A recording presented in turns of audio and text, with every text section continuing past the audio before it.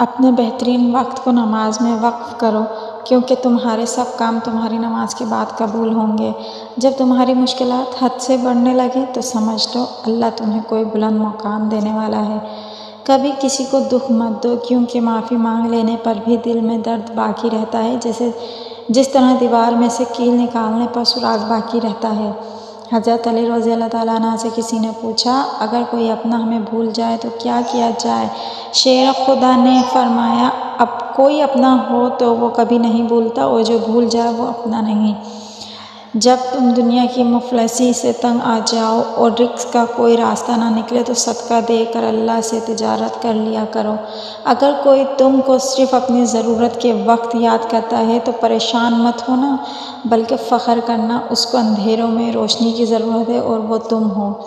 طبیعت کی نرمی اور سخاوت انسان کو دشمنوں کے دلوں میں بھی محبوب بنا دیتی ہے۔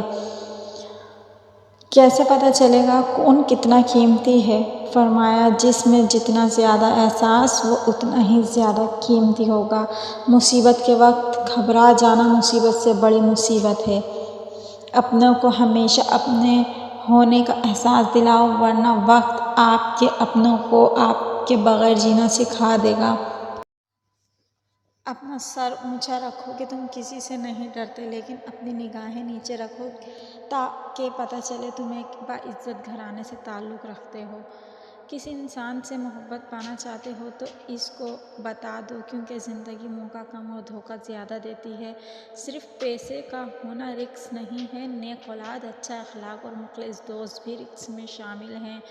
فرمان حضرت علی رضی اللہ تعالیٰ عنہ نے فرمایا، دوستوں کے غم میں شامل ہوا کرو ہر حال میں، لیکن خوشیوں میں تب تک نہ جانا جب تک وہ خود نہ بلائیں۔